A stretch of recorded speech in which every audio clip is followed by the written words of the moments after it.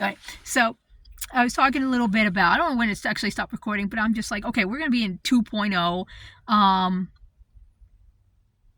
2.0, like witch trials era here, at some point here, because right now we're in the pre-phase of this. So the pre-phase is that was 4 years before the witch trials ever kicked off. Men changed their Bibles. They changed their Bibles because they basically reframed the Bibles and they said, women are the most lustful objects, like they're most lustful monsters. They're basically, what is it called? The succubi of mankind. And to save mankind, you need to take all the women in your house and you need to chain them up and you need to beat them daily and drag them into church every Sunday. And surprisingly, shockingly, that didn't work. But these men were already fighting women who were being independent. And despite the laws that said they couldn't work, despite the laws they couldn't be in certain industries, despite the laws that said they couldn't own their own businesses or own selective businesses or make the money or keep the money from those, they had to give them all to their men of their family and bloodline. And if they were to get paid for their work, they couldn't get paid as much for their work. Despite all those laws and more, okay, to keep women out of the workplace, those women were still looking for independence. They were still doing anything and all things to be as independent as they could. You know, they even made a term for the independent woman called a spinster. Okay, and so these men that didn't change anything. So like they weren't getting the results that they wanted, so they moved on to the second stage, which was witch trials and murder everybody, okay, to get women to get back. And so now we're looking at reduced laws for women here. We're looking at their autonomy. We're looking at the rephrasing of men coming out here boldly going, why don't you submit to your slave master anymore? Why don't you want to submit to your slave master anymore? That's your place. What are you doing? And then women are supposed to answer that as if that's a serious question. Why don't you want to submit to your slave master, who's your boyfriend or your husband or some random man on the street, or me, the commenter asking that question? Why don't you want to be submissive? Like what do we got to do to get you to be a submissive slave again? Like what do we got to do to make that happen? And then, and then women actually will engage and be like, to me, a submissive slave, you've got to be like this. And it's like, but we don't want to. What else do we got to do? So basically, these men be out here asking those serious questions like that and being like, why don't you want to be our slave anymore? We like that when you're a slave. Why can't you do that? So basically we're in that part. And so basically men are going to keep trying to roll back these things and they're trying to take away women's right to vote right now. So it's like, because this is coverture. So the reason why women couldn't vote back in the day was one more thing about coverture. That was political coverture, and that was societal coverture. So in coverture, the male, your husband or your father, is the actual body. Okay, and the females and the girls and the mothers and such are all appendages of that man. So for a girl, anyways, she moves from being an appendage of her husband for an appendage from her father to being an appendage of her husband. And this is why she took his name. She died. The wedding was a burial ritual. It wasn't new, like, happy life. No, it was a burial ritual. It was internment. Okay? They were interring her.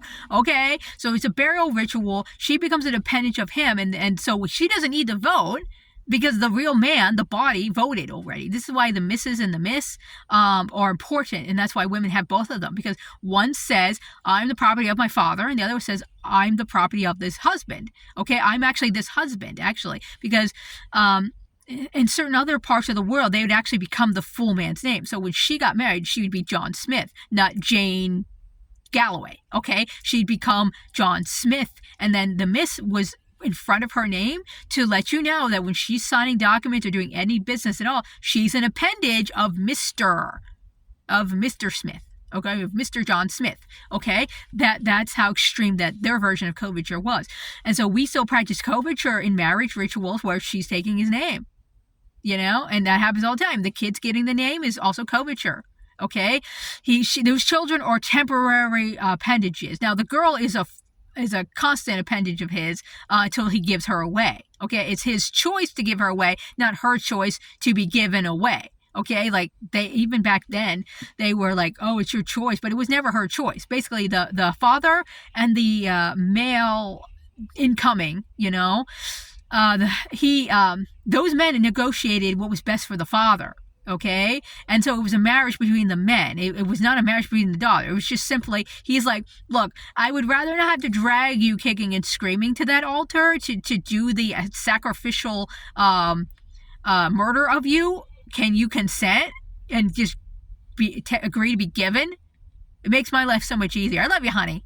It makes so much easier. And so she would just be like, well, that's the one that he says is the best, and I don't get to decide these things. So he says he's kind and good to him, so he'll be kind and good to me, and then he's a piece of shit to her and beats her up all the time and all this other stuff because it didn't matter. She's just a product. To be given, and she died at that wedding ceremony and became a appendage of that man. So that's why the men don't understand abuse.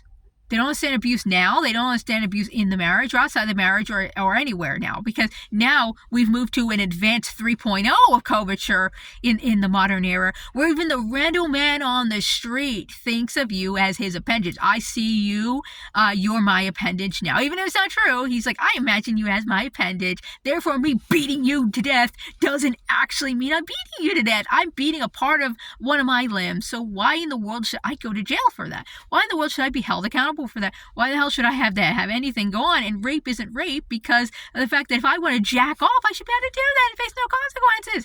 Like, your body is his. Like, that's why these men are like, so it's like they're still under coverture. That's what that all is. That's a coverture program. That's a coverture script that's romping around in there. And so yeah, women have to war on coverture too. And frankly, the system's set up for you to war everywhere. So basically, our version of war would be remove attention away from, ignore it, let it starve on the vine and die is the biggest war women can do, because it's very, very difficult for the patriarchy system to take wither and die and turn it into something that they can put a slogan on. This is why they're having a hard time with 4B, because they can't name a road after 4B, and be like, that's all it was, but they can certainly do Black Lives Matter and turn it into t-shirts, and they can turn it into road names, okay? Because it's the system is designed to swallow up movements like this and commercialify them and turn them into something that's harmless and like, such a funny silly time when the slaves revolted. Can you imagine? Like, but they can't really do that with starve on the vine tactics. They can't really do anything with it. Like, what the fuck? How am I supposed to twist starve on the vine thing to anything other than they're bitter ladies?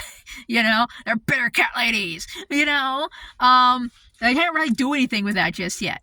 So yeah, it's but coverture is a big part of the fight that most women miss. Coverture is in all spheres of your life.